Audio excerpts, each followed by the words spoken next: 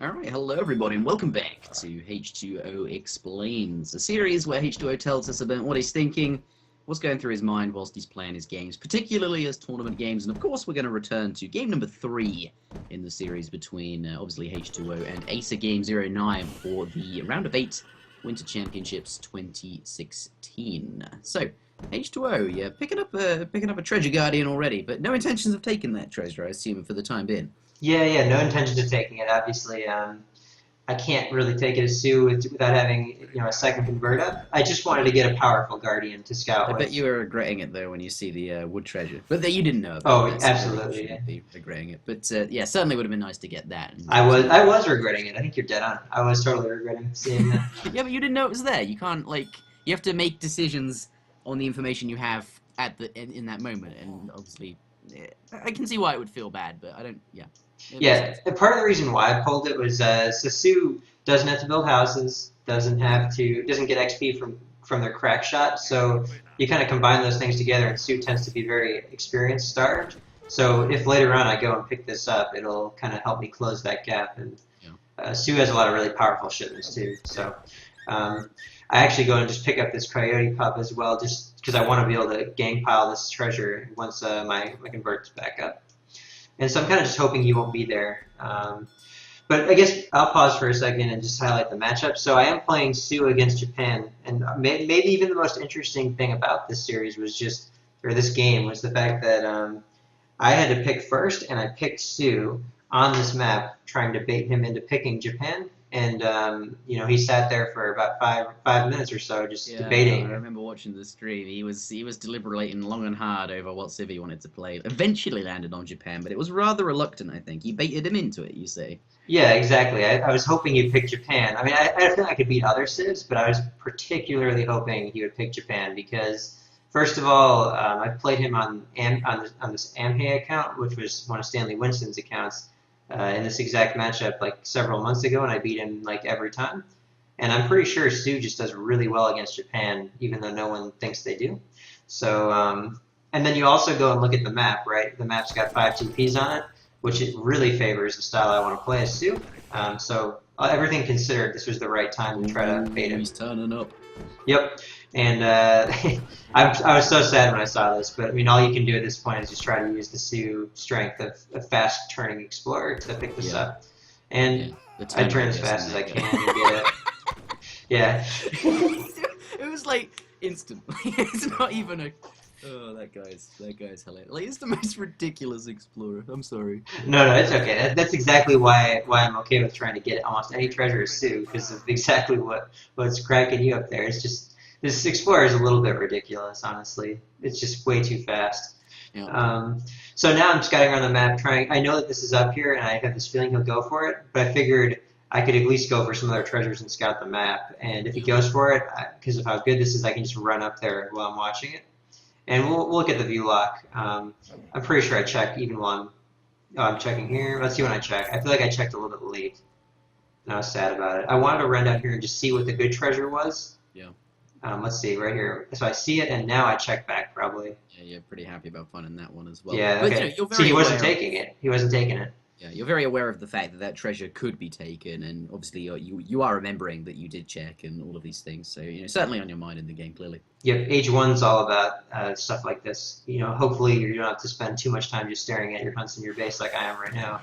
I see him. Okay, I checked back. He was going for it. I was like, I actually debated for a second if I could make it. And I thought I might be able to make it. Actually, if I didn't get caught on those, I might have made it. Yeah, you might. And if you'd gone slightly earlier, I do remember watching this. It is really close. And I remember Zuta saying he was like, "Oh, this is so dumb." And he's like, "Oh, if he gets there and takes that, I'm just gonna." Like, it's kind of funny how fast that guy runs across the map. But even if you don't get it, or even if you don't think you will get it, I still think it's worth running for. That guy. He got a divine strike too. He got divine strike too. So that's another reason as to why you didn't get there in time, right? But you've got nothing to lose for trying because you move so fast, and there's probably not very many treasures left anyway.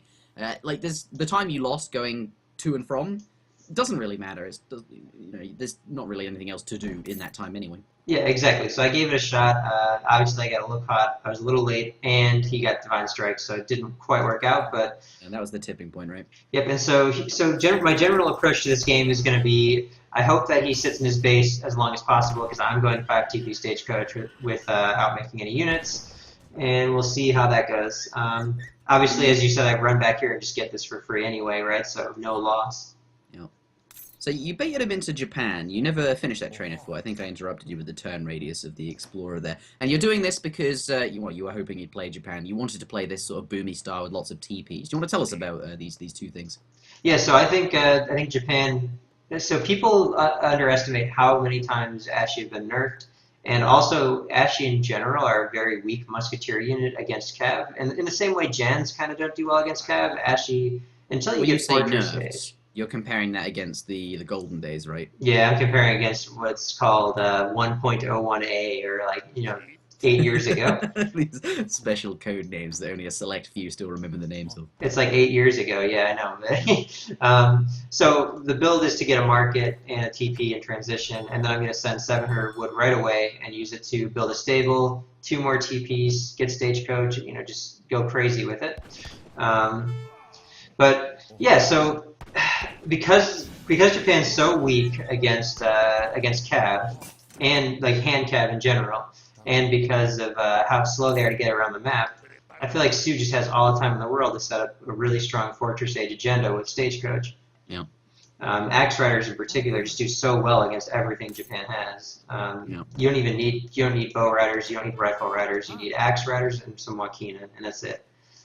I'm trying to scout right here. I want to make sure that I know he's going eco. When I saw these walls, I was like, oh yeah, I'm not even going to build the stable. Normally I would drop it here with the 400 wood, but instead I just tee up Stagecoach and instead get it started sooner. You're anticipating nothing aggressive from him. You're seeing the wall that indicates a defensive agenda, and you don't even need to train units because there's no risk of anything coming your way. No weird consulate, clubman, anything like that. No units. Yep, exactly, and that's another option against Sue is to go for this consulate club rush, or even if he's going for a more boomy style, if he's not wasting the time building these walls, maybe I want to have a couple cav out to try to get his explorers. But knowing that he's doing all these things, he's going to be slower, and so 700 wood rolls in, and now I drop my stable. And I drop my next TP. My Explorer is constantly working, constantly, generating resources for me here. Yeah, quite literally, because the time it takes to get between one trade site and the other, well, it's fairly instant, so he's always working. Like, when you say he's always working, yeah, he is always building. Yep, exactly. Very, very rarely traveling, to say the least. And I set both my TPs to gold right away. I think I'd probably pop one over to wood after this. If I were here now today, I would do that. Maybe I'll change this one. I'm sure I will. Yeah. Oh, but I let this one pass XP. The resources you can get from these Stagecoaches. I mean, a lot of the time I'll build it and go like, oh crap, I forgot that I could not have gotten XP, could have gotten resources or something, but yeah, making sure you get what you want from them. Yep, and so he beat me out on this one. I passed one, there's my 1 wood pass. And I'm going to build this TP here, and I've got Axe Riders coming out. So I'm making the Axe Riders just so I can start sieging down some things. I'll pause and explain this the entire point of this strategy here is to have Cav just basically because Japan has no units. I want my units to just be always sitting out somewhere on the map, just sieging something. I don't really care if it takes 10 years. I just want to always be rather than having them stand in my base, I can have them standing on top of a shrine. Yeah. And the 5 Axe Riders will help me also regain control of this TP, which is going to be good for him to have. I don't force the TPs onto wood like I mentioned, just because I just want to get up, and I've got enough gold to get up, right? So I just want to have those resources in my bank. Yeah, and they're on food currently to help you get that age up in queue faster. The 700 coin always here. Everything looks like it's going to be spot on time. Yep, and I took a pass of wood here just to drop the Warhut. That's what this one was. Yep. And I guess I also want to point out one thing. A lot of times people wonder how to cycle TPs really quickly. This one's more about just like how you control the keyboard. But I actually will take my left hand and use the right control key and the right P key, and then just cycle really quickly while clicking down here, right? So, say, look, Mum, no hands. Yeah, it's like them both off the mouse. No, my right hand stays on the mouse. My left hand comes over. So you're holding control and pressing P. The right control key. Yeah. The one that no one ever uses, right? Oh, that one. Yeah, so And then I use that to cycle. So I spam click on the... Oh, so you do have your hands on the mouse. Yeah, so one hand's cycling and the other hand spam clicking on the and you switch all the the icon. TPs over to one food, onto the resource you want instantly. The way I do that is I click on the individual food icons or the crate icon, and it takes you to the TP where that's coming from. Interesting. Oh, so you do that and then you click here. I do that and then I click. It is slower, but you know it still gives you a degree of control over how to transition between them. I might make a tips and tricks on that. I'd like to write that down. But yeah, what's going on in the game? 700 coin about to arrive. You're going to hit up. You've got your war hut going down. Your axe riders are sieging some shrines, and you're playing this fairly it's fairly like compared to the traditional aggro Sue kind of contain your opponent. This is fairly boomy, right? Yep. And so you notice I've only made 5 axe riders. Crates it's entirely geared towards aging up here with the 5 axe riders on the map just to get this TP started to roll down. And now I'm going to change all the wood. You see how fast that was, right? They're all on wood now because I want to get veteran axe riders. That's instantaneous, yeah. So you're looking, not so much, like I did say boom, I shouldn't have said that. I should have said timing. You're looking for this big timing. And why is this strong against Japan? You know, they don't have these units that you're saying. What else about them? I think I made a mistake here and taking too many passes. So I guess in general, if you look at what he's got, all he can make is Ashy. Ashy don't do too well against Cav. And he also can't get a lot of units out. And Axe Riders have really high siege for a cavalry unit by design, right? Because they don't have cannons, so they've got to have some way to siege. So really, by making Axe Riders and hand cav in general, I can just kind of keep his shrine count really low without paying any price at all, because he can never contest my army. It's always bigger than his. So any shrines he builds out here are just wasted resources. And because I did think, the Japan they're always like they have this Achilles heel of early fast pressure, and French often like to crossbow pike against them. But no, you're trying for a timing, which I guess is similar, I suppose, to. Clearly, a fast fortress or semi-FF sort of agenda. Yeah. It makes a lot more sense now. I see it. And look at the macro here is also key, right? I have exactly what I need from the TPs. All my TPs are on gold, and every single villager I have is on food. TPs are going to provide me all the coin I need, and you'll notice I'm just flooding units, and I spread them out a little bit too because I just want to get sieging on everything a little bit. Yeah.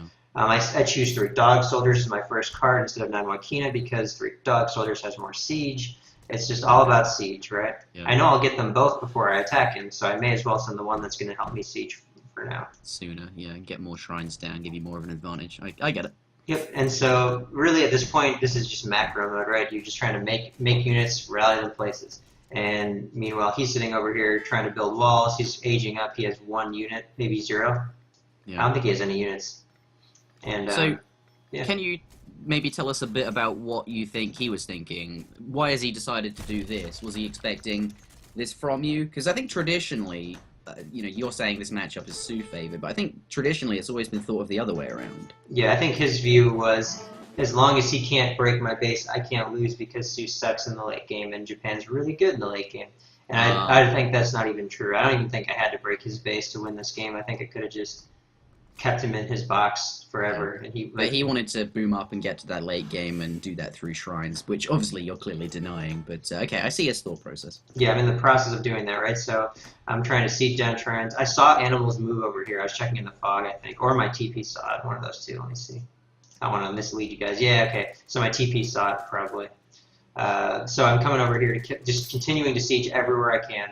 The Wakina, I actually walked up here trying to poke, but if you look at this, there's nothing to poke, so I had them siege too.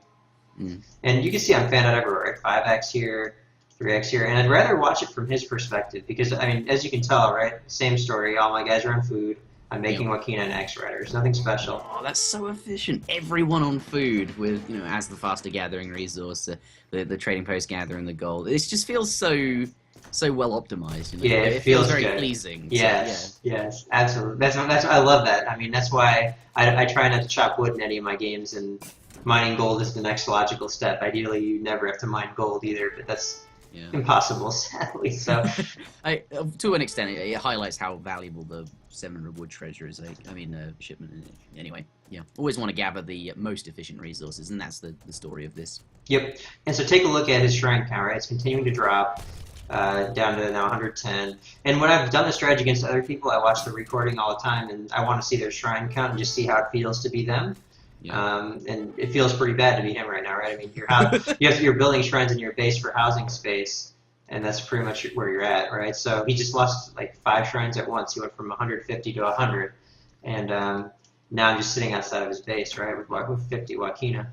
Do you get any kills? No, he's pretty quick on the ball. ACERGAME's good, good unit control. He sees them coming. He doesn't want to lose any villages, and he's quite quick on the ball. Yep, and I'm getting ready for my 1 timing. So I finish up the shrine, and I also make a fire pit because I saw these walls. I'm not sure when I make it, but I saw these walls and I thought, well, I need to break through them fast. And a fire pit with like 10 villas and siege dance will help me get through there real fast and just end it. And this 5 axe rider is actually what's going to signal my time to start fighting.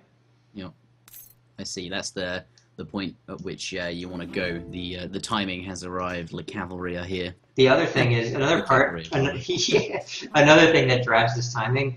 These villas ran out of hunts in my base, and the next available hunt is pretty far. So rather than walk all that way, like you usually want to make your plays when you're the most optimized. And so right now I'm at my most optimized moment because these villas will have to run really far to get food, right? And I just got in a shipment, and so right now I'm at a really strong moment. And so I'm going to build that fire pit and I'm going to siege down the walls.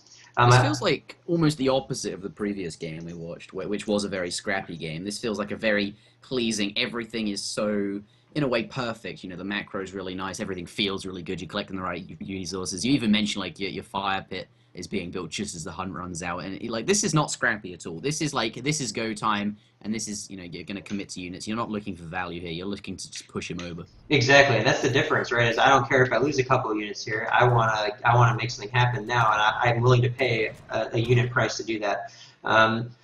People will comment that the nerfed walls help me out a lot here, but if you look at it, each volley, right? I do a wall and 2 volleys, so all it would have added was 2 more siege volleys. That's all he would have added by having the old walls back, right? For each layer. So it would have increased the time, sure, a little bit, but does it really look like an extra extra 15 seconds would have saved him here? So not at all, right? I mean, he's so far outmassed. He has like 10 Ashi. What if he converted all those resources in his bank into units? Perhaps then it would have mattered a bit more. Maybe. I mean, this is how I win all my games with Sue. You just attack move him, and guess what? You have a lot of stuff, and that stuff's really strong. Yep, and now I'm just in his base, right? And yeah. I knew I had won. Once I had the TPs up, I felt great, and I felt even better here. Moving the cav in the way to pathing block the villas to kill as many as I can. And Siege Dance is... I switched to Attack Dance for the fight, but I'll switch it back to Siege Dance. I just want to kill the TC and get all the villas inside, because I saw a lot of them go in there. Yeah. Usually I don't go for TCs, but I even tried to move that 1 cav away from the Black Rider to pull it a little bit, and I almost killed it for it. He tries to sneak out some vills, and I'm willing to turn on 36 vills coming out of the town center to shoot at him. But as you can see, I was also a bit worried about a shipment coming. Apparently, look, you get 5 Ronin in a shipment, so oh wow, that's... I don't think they would have done anything. They would have done well, but I don't think they would have won the game. Well, they could have been really effective. Pop them with Minutemen. If they got in a good spot and you weren't expecting them, could have really shafted all of your cavalry quite quickly, unless you got out of there. If you weren't looking, GG. But you had so many Joaquinas, right, that you would be at it. And someone like you're going to see that when that arrives. Your attention is on this fight. That's the important thing. You even said you were worried about a shipment, and you would have seen that arrive, and you had plenty of you had the counter unit there on standby. But yeah, you can see he had a real counter to it, but it just didn't actually ever arrive because you physically destroyed the spawn point. Yeah, exactly. And my newly rallied units were coming out this side. A lot of times people will get worked. I would call it getting worked over by the gates, where you try to run around one way and then they go back through. And I'd rather just I just sat in base and sieged what I could, and these were gonna cause him grief over here. But not really mattering. The game was over. I even had 5 Joaquina that didn't want to join the fight, I guess. So. This just highlights how strong Sue is, right? With an eco-based play, TPs benefit them so much. XP they need, and then obviously they need resources. So. And not to belittle Acer here, clearly a good player. He beat you in the first one, did really well, and we know he's from past experience. He's gotten to the grand finals of other tournaments here, but this is more of a build order win than it was, say, anything else, I suppose. Well executed, certainly, and you can see, he's still H2O thinking about everything he's doing, but. The previous game, I think, had more perhaps to comment on in terms of strategy and in depth. But this one's still interesting and clearly defines Sue as a strong civ. You know that, and the matchup you sort of engineered yourself here came out with a win, and that's what we're here to talk about. Yeah, I guess not wins, but certainly tournament decisions.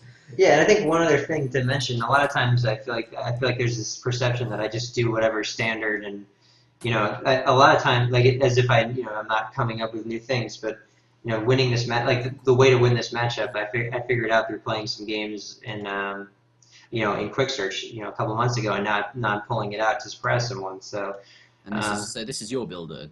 Yeah, well, the fact that making Axe and Wakina specifically against Japan is my thing. Not rushing it, and just chilling out and winning. Okay. Because I think you do get a lot of flack for playing that what we call a flavorless textbook style. But actually, someone has to write the textbook. So.